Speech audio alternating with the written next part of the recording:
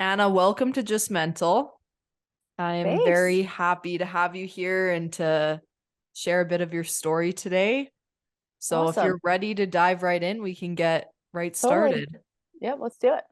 All right. So, why don't you start by just introducing yourself, telling the listeners a little bit about who you are, what you Sure. do, and I guess why you're here?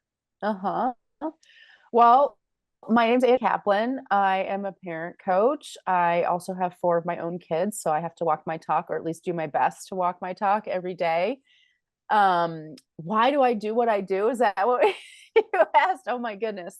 I guess I do what I do because I find it like extremely important, almost a sacred duty for us to absolutely do our best to do right by our kids.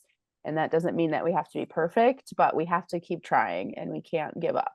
So that's kind of my personal philosophy that I've used in my parenting, and the people that I work with, I think, feel the same. Otherwise, they wouldn't be trying their best and getting help and learning all the stuff that we probably didn't learn from our own childhoods and we probably didn't learn from the world around us. So kids are kind of like this catalyst for doing our own deep spiritual work, honestly. What got you started? Was there a pivotal moment kind of in your childhood or growing up Uh, where you realized that this was something that you wanted to do? yeah, I had a couple of experiences when I was a kid outside of my family with, families that just looked very different than mine, and kind of planted the seed of like, oh, this is there's options in how you raise your kids. There's options in how you act around your children and things like that. And I think that was just really valuable for me. Anything as simple as like going and having Thanksgiving at a relative's house instead of at our house, or being at friends' houses and seeing like, interesting, these families work a lot different than mine, and in ways that resonated with me, maybe more harmoniously than the family that I grew up in. And then as I got older and actually like left home and went to college and things like that, I had even more and more experience and exploration and things like non-attachment and even Buddhism and Eastern philosophies, and realizing like there's just so much more that we can bring to the table in terms of our own inner harmony, our own way of being around our kids, and kind of commit ourselves to being the best version of ourselves, for our kids, with our kids, and honestly for ourselves too. You mentioned that you noticed that your childhood or your home growing up was different than other people.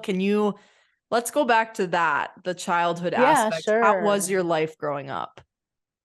Yeah, so my parents are very, so there's kind of like four styles of parenting in general that we talk about. We talk about permissive parenting, kind of detached or non-present parenting, and then we talk about authoritarian parenting. And all three of those types of parenting are really not ideal for children. And my parents were very authoritarian.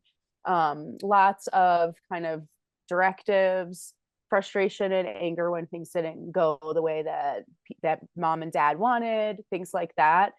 And once I decided, like, okay, I'm actually going to devote my life not only personally to being a good mom, but also to helping other people do right by their kids. I, got educated on these things, and the kind of gold standard in parenting that we all know. And I always say, if you can find anything in the parenting world where all the experts agree, you need to like grab onto that because it's not very common in the world of child rearing and parenting that you find something where like there's consensus. But there is consensus on this, which is authoritative parenting is really what ideally we're striving for as parents. And that means that you have a high degree of control and leadership in your family. So, like boundaries, consequences, enforcement, all of that stuff.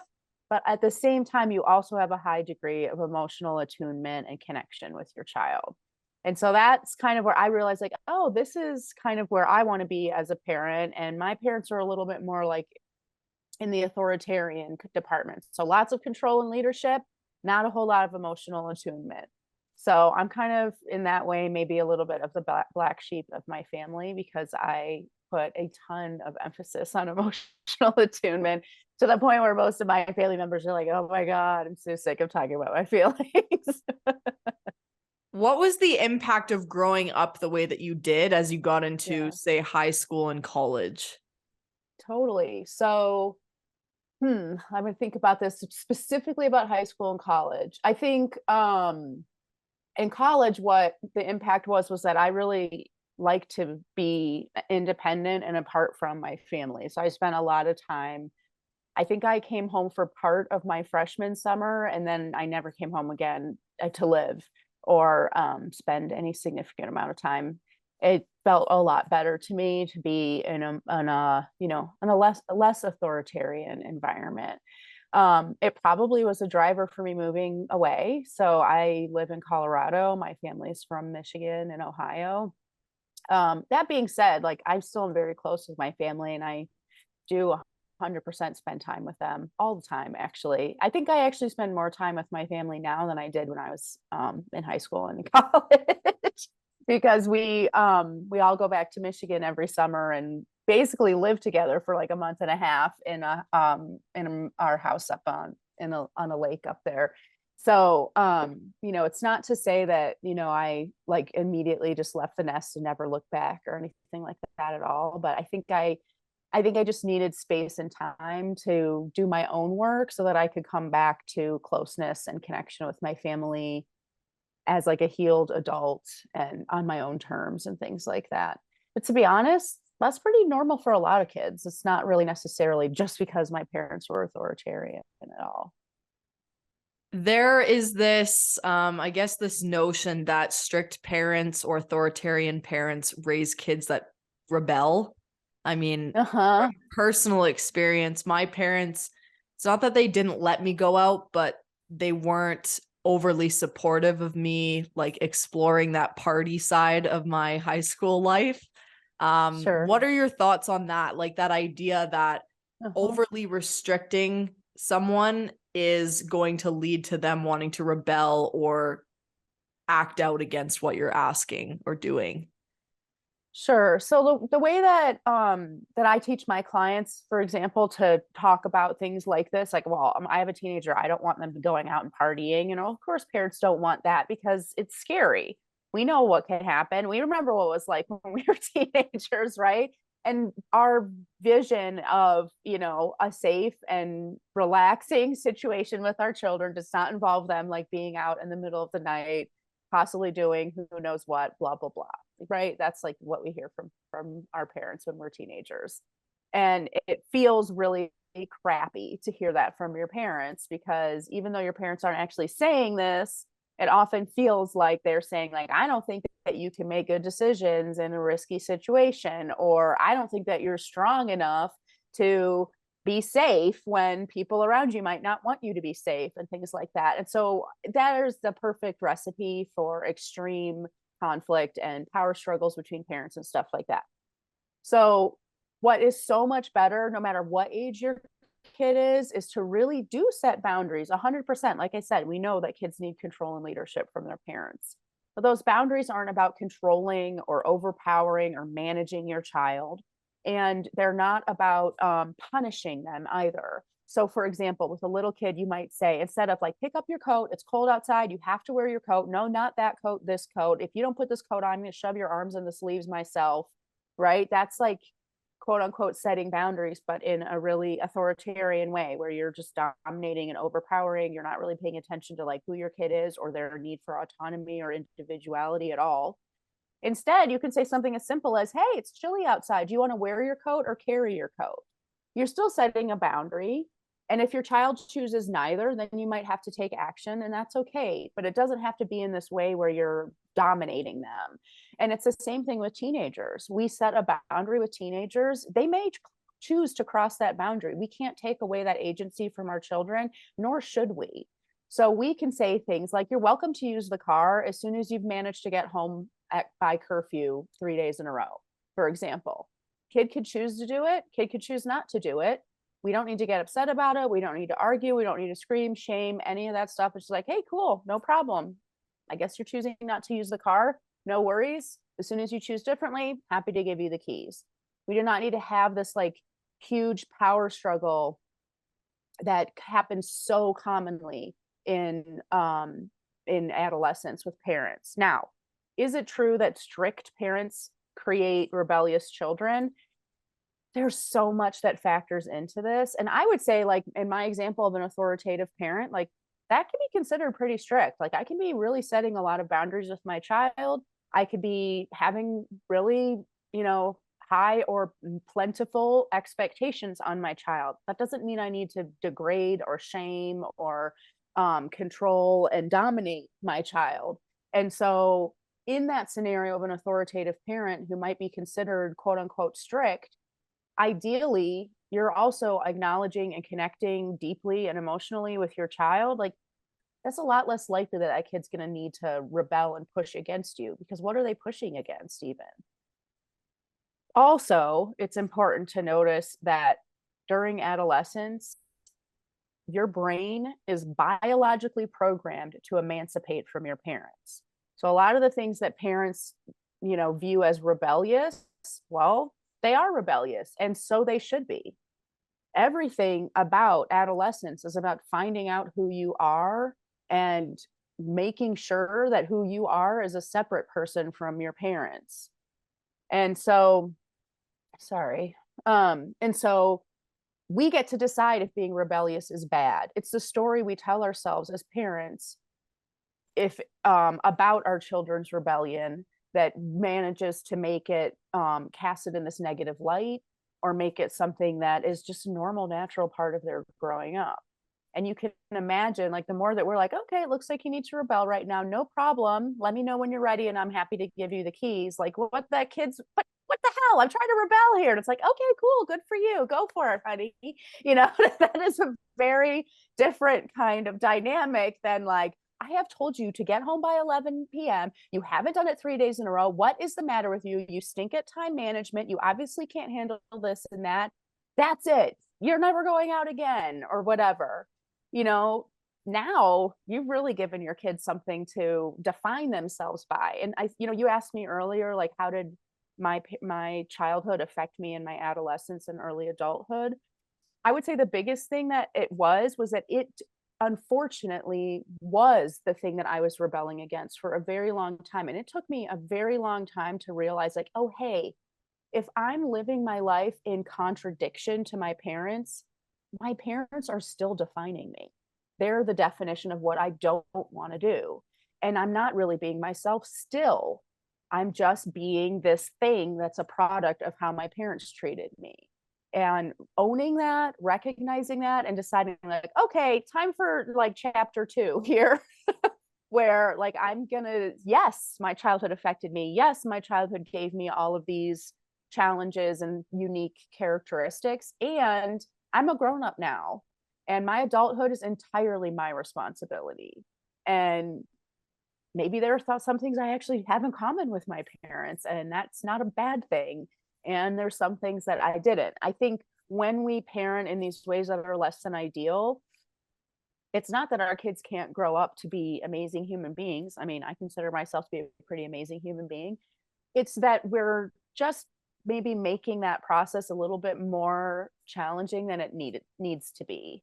And it is really normal for kids to need to kind of go on their own walkabout to find their path to their own individuality without, like, the specter of their parents looming over them.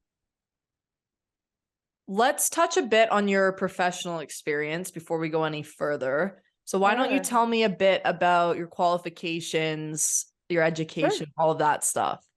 Sure. So actually, my whole career path has been, talk about a circuitous whatever. This is a really great example. Okay. So I come from a long line of engineers.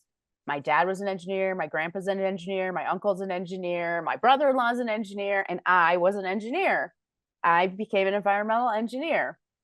And I got my master's degree in environmental engineering. La la, I did exactly what my family told me to do. And that's how I got to get their respect and pride and whatever. And then, like, maybe 3 or 4 years into actually practicing as an engineer, I was like, I hate this. And I also had 2 kids by then. And I realized that there was no financial reason for me to even work at all in my career because the cost of childcare was going to completely negate all of my earnings. And so I really took a beat and I stopped working. And it was probably for like 7 or 8 years. In fact, sometimes people still ask me, like my family, when are you going to go back to engineering? Do you ever think about becoming a scientist again? And I'm like, no, I make 4 times as much money as I did as an engineer, working half the amount of time. And also, by the way, it's like my sacred calling from God Himself. So, no, I'm not going to go back to being an engineer. But that was like, talk about a big emancipation, right? Like, that was this brief moment where it took me a long time to even be brave enough not to have a job. And to think about like how everyone would think about me if I didn't have a job and things like that. And so I kind of, yeah, I wouldn't say floundered, but I would say stagnated. I simmered in my own juices for a couple of years. And then I realized, like, oh my gosh, this is what I'm super passionate about, families. At the time, I was really into like newborn and birth and pregnancy and stuff like that. So I became a doula. I got trained by DONA. And then I became a childbirth educator and got certified through CAPA. And then as my kids grew, my clients' kids grew, my practice grew, I started really kind of evolving into not just that first year of life, but parenting in general. I became a Love and Logic independent facilitator. And then I got my life coach certification through IPAC. And so now I have every letter of the alphabet after my name. And yeah, that's kind of how I do what I do. And the curriculum that I work with my clients on is something that I really have sort of compiled through lots of different practices and modalities and things like that. So you'll see a little smattering of Love and Logic in there, but then also like some therapeutic techniques and somatic practices and just regular good old fashioned child psychology and communication skills and all of that stuff. So I had a client a couple years ago say, like, working with me was like having an encyclopedic library around all of this stuff, but you don't have to read any of the books because I've already like synthesized everything you need to know. Awesome. So obviously, we know from a medical, a logical standpoint that childhood trauma has an impeccable impact on our lives and who we become as adults. So why don't let's go back to that and touch a bit on maybe the more psychological components of how childhood trauma can ultimately shape us into the people that we are today. Sure. So, I mean, that the spectrum of all of that ranges from, oh, my mom always cooked a brisket this way, so that's why I do it this way, to I have an attachment disorder and a narcissistic personality disorder because of the trauma I experienced as a child. Like it's everywhere on that spectrum. But where it never is our childhood never impacted us or even traumatized us at all. Like I would say human beings, and this is something that is really hard for parents to accept, but your parents, even if they're doing a great job, even if they are like living their best lives and being super conscientious and attuned to you, your parents will always be the first trauma you experience in life, and they will be the thing that you have to overcome. And that doesn't necessarily mean I'm talking about trauma with a capital T. I'm talking about lowercase t trauma when I'm saying this. But that is the way of it. Like one of the things my clients hear me say every once in a while is, you are something your child has to get over. No matter how great you're doing, no matter if I give you like a gold star after every single coaching session, it doesn't matter, because you're a human being in like the closest relationship you could possibly be with another human being. You're going to fuck it up. That's definitely going to happen. For sure. And if you think about the relationship a child and a parent have, it's for most people the longest lived relationship of their lives, longer than their life partner, longer possibly than even the relationship they might have with their own children someday, depending on everyone's lifespans and all that good stuff. It's impossible over the arc of a lifetime of that relationship that you aren't hurting each other, making mistakes, being selfish, having to repair, coming back together, taking space from each other. Like that is a lifetime of interactions and connections. So I think it's actually really freeing sometimes for parents to realize like you're going to screw it up for sure and it's going to impact your kid. You know, I work with families who are getting divorced and like I just don't want it to impact my child. I'm trying to do my best and I'm like you can do your best. You will do your best. I mean, look, for goodness sakes, here we are working together. You've invested in doing your best and it's still going to affect your kid. This is part of your kid's life story now. You can't take that away. And that doesn't mean you made a mistake. That's not mean you should have stayed married. It doesn't mean any of that stuff. It just means like, let's not pretend that there's a way to parent that protects our kids from having us as parents. Like, that's not a thing. Now, if you really aren't trying, if you really aren't doing your best, if you are physically using physical discipline with your kids, if you're raising your voice and screaming at them all the time, if you're using manipulation and shame to get them to behave, if you aren't attuning to them emotionally, or we always talk about that, like the angry kind of parenting, but it is just as damaging to be parented by a parent who is the quote unquote pushover parent. If you are only emotionally attuning to your child and you're not setting boundaries with them, they're never hearing the word no, you try to rescue them from every hardship that they go through, that is, now we're veering more towards like bigger T trauma, not necessarily capital T, but definitely not the tiny little lowercase, like unavoidable T trauma, right? And so, and that's where we have our power. That's where I hang out in that zone of like, okay, let's try to shrink that T down a little bit of like, how can we shift that? If you have a really hard time setting boundaries with people, if you spent your whole life being a people pleaser, now's your time. Now's your time to figure out how to set healthy boundaries with somebody. If you're the kind of person who just blows, you know, your stack every time things don't go right, now's your time to figure out how to manage your emotions so that you're not scary to your kid. Then we get into like the capital T trauma stuff. If we have addiction in the home, if we have violence in the home, if there are really unhealthy things happening either physically or with substances or with emotions in the home, yeah, I'm not even going to sugarcoat that. You're traumatizing your kid. That's for sure. And it needs to stop. So one of the things that my client, like I work sometimes with like court mandated clients, you know, the vast majority of my clients are just parents who realize things aren't going well and they really want to turn it around. And every once in a while, I work with someone who has a court mandate to work with someone like me. And sometimes that mandate comes from being overly physical with their kids. And the very first thing we talk about is you just simply cannot do that anymore. You have to, every time you feel that feeling, walk away, just walk away. And for a lot of people who haven't learned this stuff yet, that's their number one skill that we work on. And that's their one and only homework assignment is I want you to get really, really good at walking away. And once you're good at that, we'll talk about other skills. Walking away is a very, very important skill. For everything in life, not just parenting. I feel like I think we could Oh, all 100%. we could all do with myself included, learning Totally. how to step away from a situation and not just reacting. Right. Yeah, I completely agree. So when we talk about how these different types of parenting or these different types of trauma affect us as we get older, say you are a people pleaser, what Mm-hmm. can we look at that possibly could have happened in your childhood to have created that type of character or personality trait Mm-hmm. within you? Yeah. Well, that can come from lots of places. And it's important to know that whoever you become in your life is really a product of the alchemy of your experiences and also who you were the second you came earthside, that nobody did to you. That's just who you were.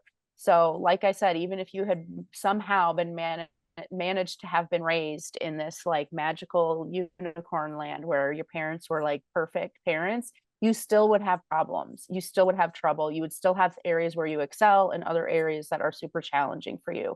And people pleasing is a great example of that because there are tons of people who, before they even came out the womb, were already wired to really put other people's emotions and needs and happiness above their own.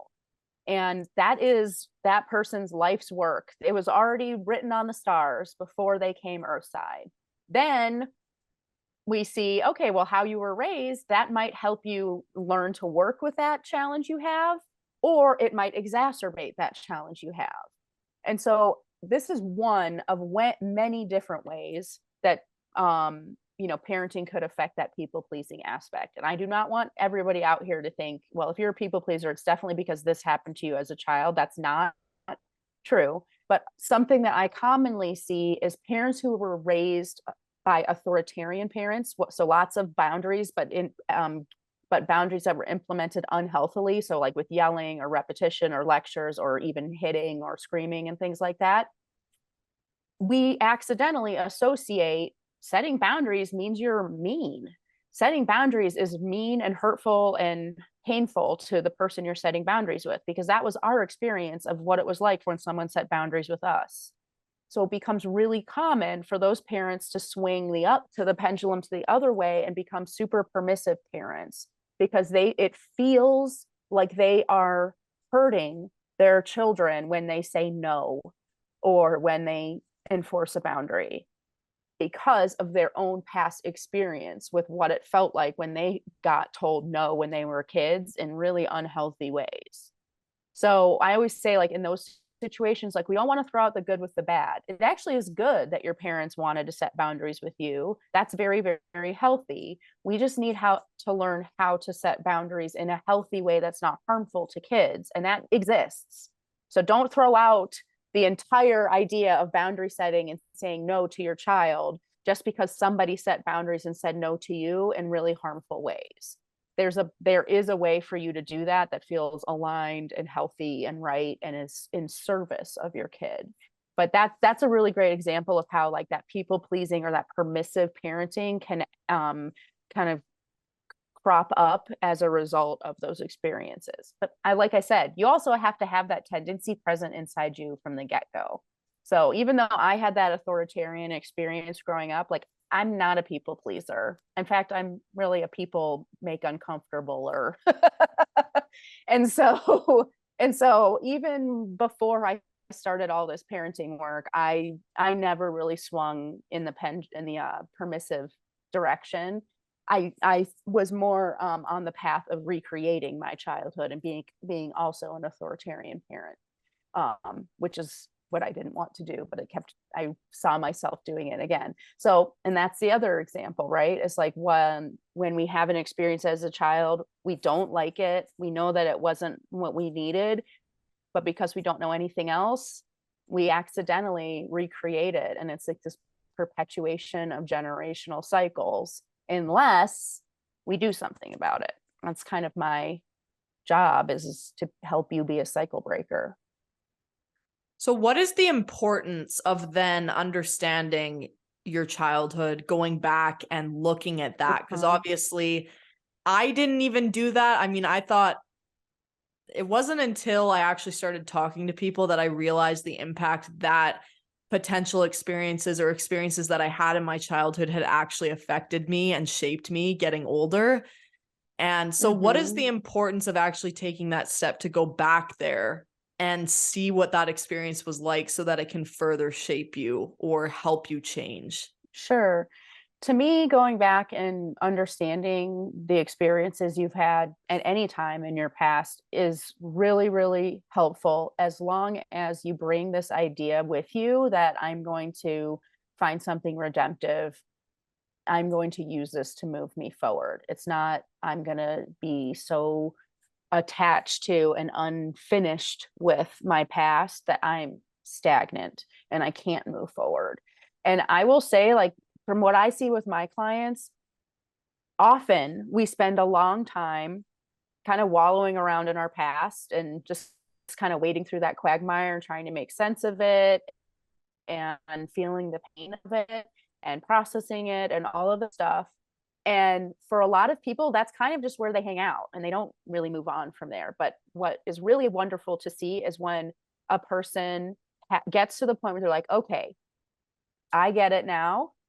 Now it's time for this, like I said, chapter 2 piece, where it's like, it's not because I'm letting my past off the hook or I'm saying that it was okay or any of that stuff, but now I'm ready to just claim my future. And so for a lot of people, I would say most people, in order to get to that claim your future part, You first have to do the wallowing around in the quagmire part. And so that to me is the redemption of that backward gaze. That to me is the utility and purpose of understanding your past. Also, if we don't do that, there's a lot of really childish misconceptions that we just continue to carry around with us. You know, like a kid who, for example, is being spanked all the time. We as 2, 3, 4 year olds, we try to make sense of that by, you know, telling ourselves a story, like making that, you know, making some sense of that, right? And so, but we're children, our brains aren't fully formed, we have a very childish worldview, and so our explanation of us being spanked is very childish.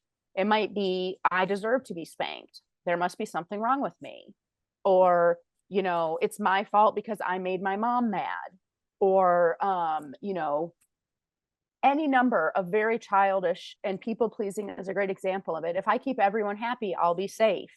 That's a very childish solution to a really big grown up problem, which is everyone around me is super angry all the time. You know, so if you don't go back and look at that stuff and say, oh, well, that makes perfect sense why I'm doing that now, because I'm still like carrying around my 4-year-old manual of how to navigate the world. Like it's time for a grown up, you know, manual for working the world out, which is like people are allowed to be unhappy. It's not my job. I'm not responsible for other people's feelings. Like those are not things that a 3 or a 4-year-old is just going to come up with. So unless you go back and say, let's take that like toddler based, you know, handbook away from you and instead give you this new grown up handbook that has like nuance and subtlety and individuation and separation and all of that stuff that like a 3 or a 2, 3, 4-year old has not individuated from their parent yet. Like literally psychologically, a very small child still believes that they are their parent, meaning that the two of them are one organism. And that's really healthy for a really, really young kiddo. And you can imagine that if you were writing a handbook as that really, really young kiddo, that whole idea of like, my mom's on her own journey and has nothing to do with me, that would never enter your consciousness because you don't see yourself as separate from your mother. But as you go through toddlerhood, which is the first stage of emancipation and child development, and then again, there's a big surge in that emancipation during adolescence, all of a sudden you're like, oh, why? She's a separate person from me. Like I'm over here, she's over there. What a concept. Now I could write a whole new handbook about how to relate and understand her behavior. If you don't do that whole, like, let's go back to the past and understand, like, where did I come up with this nonsensical silliness? And realize like, oh, okay, I can write a different rule now for myself. There are 80-year-old people wandering around this planet still using their 2-year-old rule book.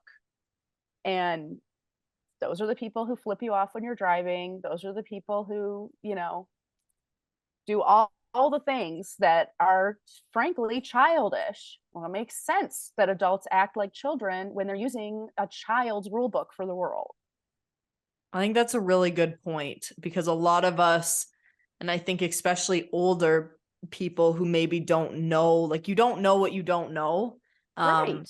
And now information is so much more readily available about the impact of these experiences. So now people can go back and actually start to uncode what these things may mean. But again, there needs to be a willingness to do that as well. Like I think some people just don't want to change. And that's where a lot of these bigger issues come from. This is a really interesting concept that I've been working on several of my like more long-term clients with who have really gone through several iterations of their own growth and stuff, which is, you know, especially somebody who invests in a coach, in a therapist, reading all the self-help books, doing all the journaling, whatever. This is a person who we may all be every color of the rainbow in terms of our personalities, our color, like whatever. But one thing we all have in common if we're doing those kinds of things is that we value self-improvement and self-reflection. Otherwise, well, we wouldn't be doing any of those things, right?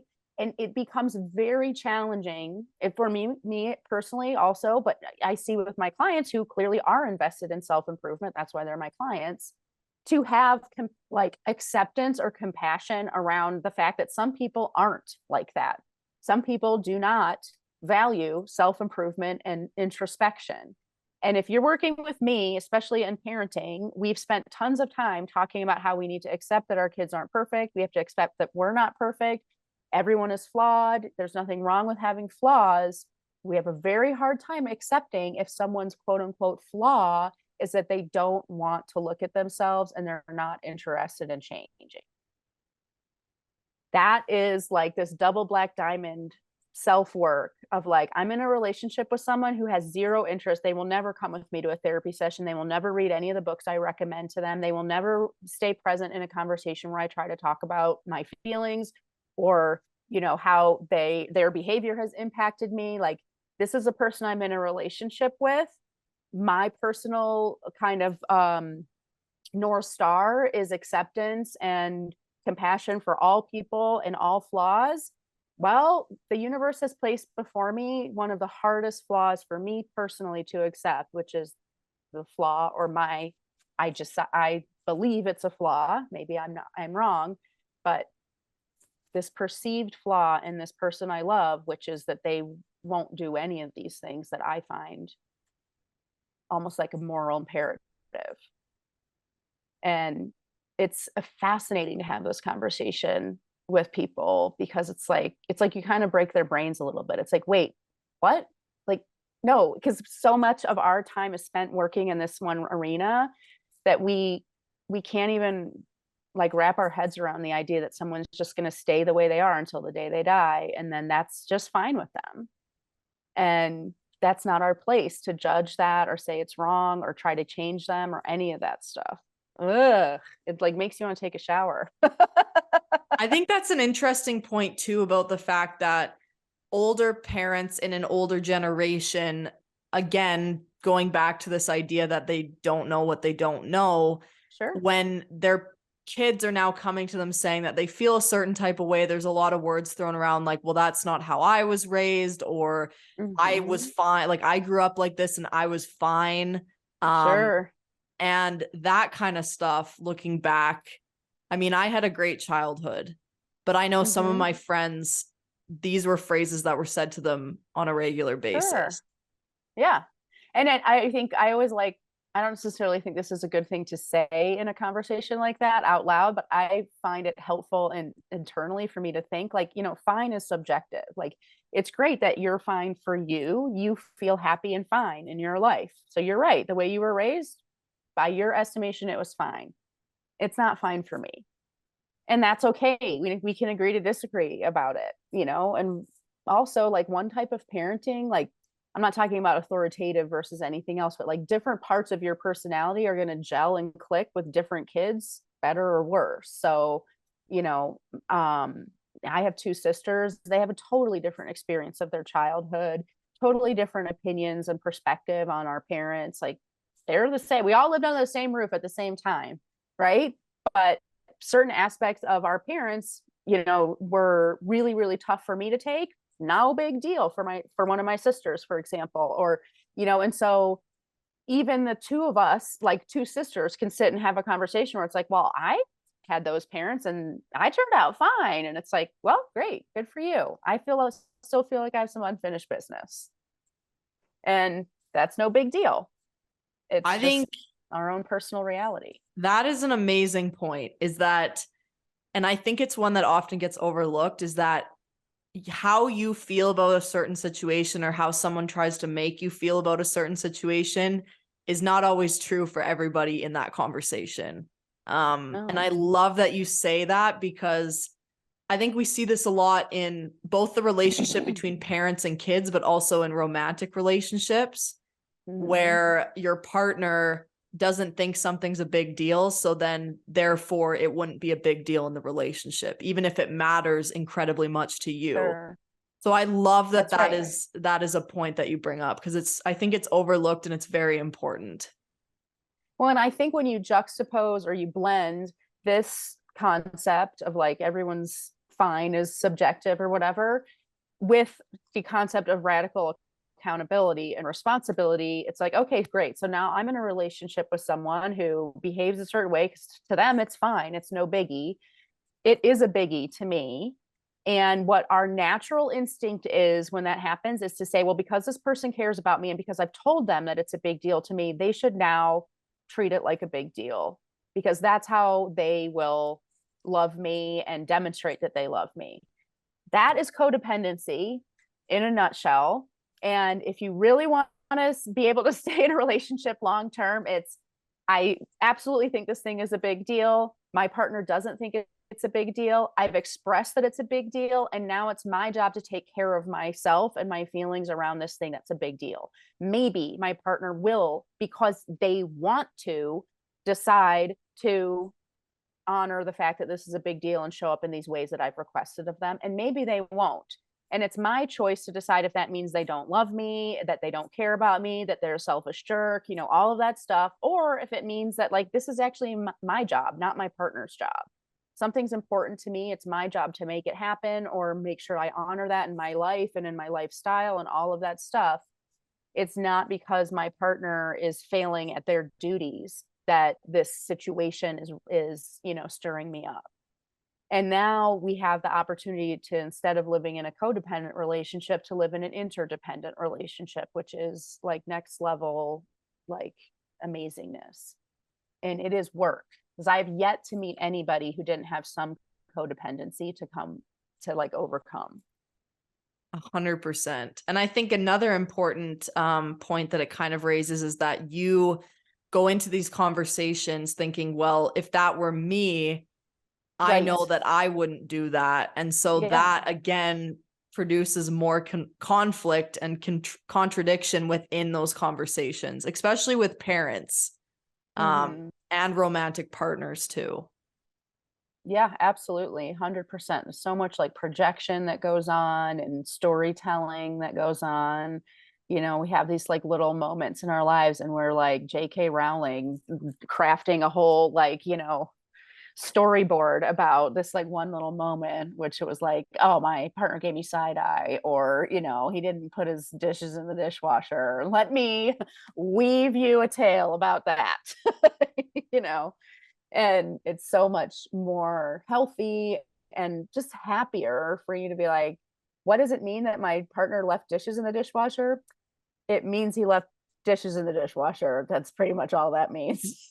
And, you know, I get to decide what I want to do about that, but I certainly don't have to make it mean a bunch of painful stuff. I think another important part of that conversation is that our parents often shape the way that what we accept in a romantic relationship based on the relationship that we had with them and also the relationship that they had with each other.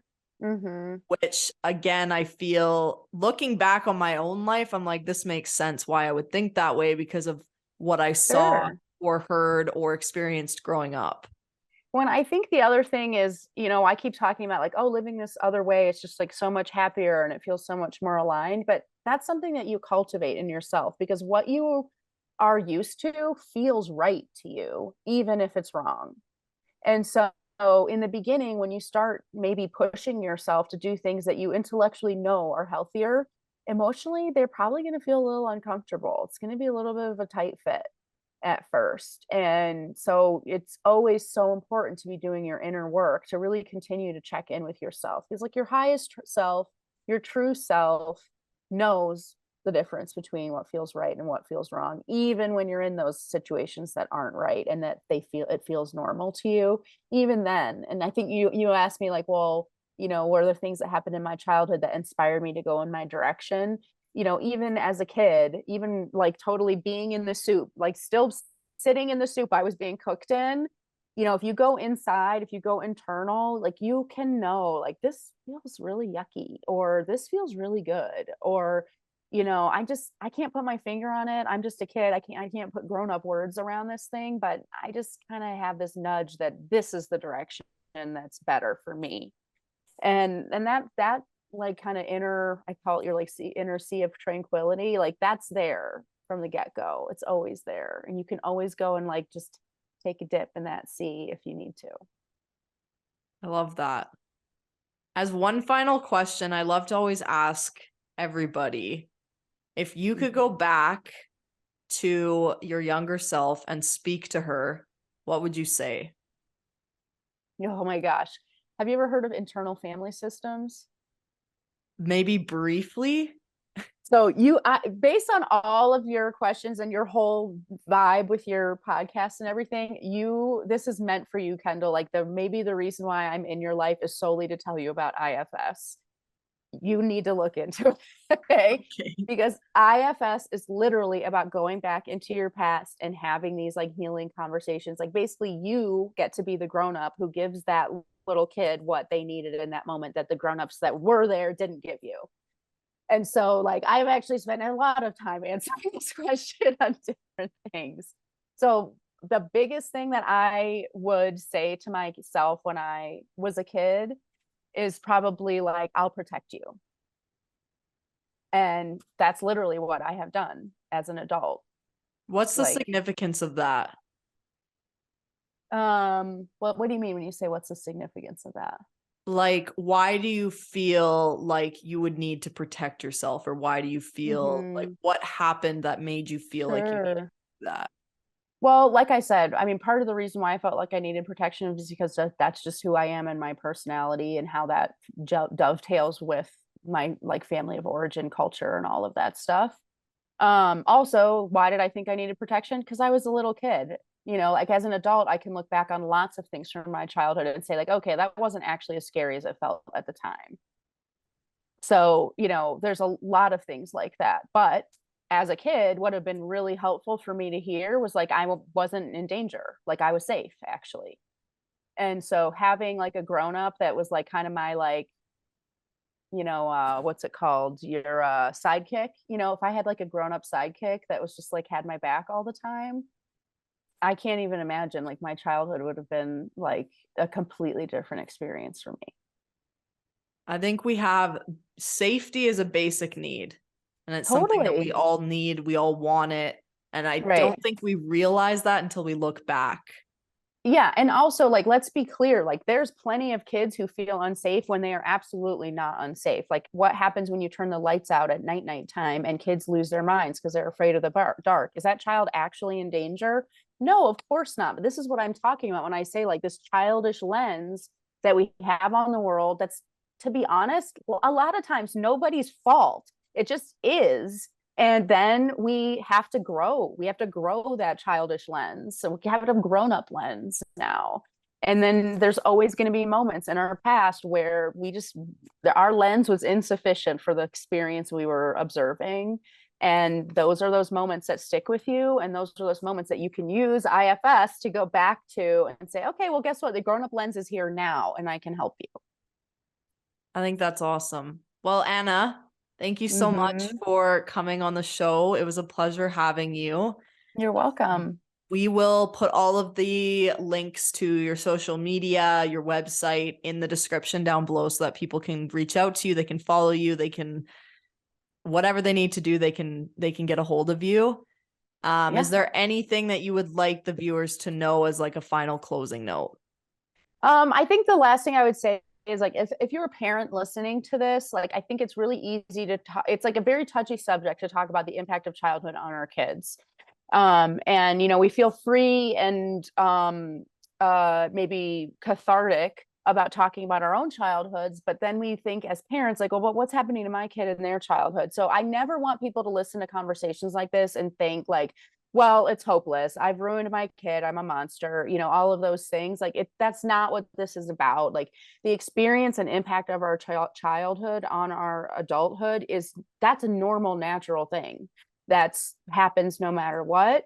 And the growing up around that is the part that our society really almost like compartmentalizes, like, well, maybe you'll do it, maybe you won't. People like me, people like Kendall, who are even putting this out into the world, like all of this stuff, like it's our job to kind of normalize, like actually all of us need to swap out those handbooks. It's not because your parents were monsters. It's not because you as a parent are a monster. It's just because like that's part of growing up that a lot of us skip. I think that's great. Well, again, thank you so much for coming on the show. And it's been a pleasure getting to know you, and I think this will be very inspirational. Awesome. Well, thank you very much, Anna, and I hope you have a great rest of your day.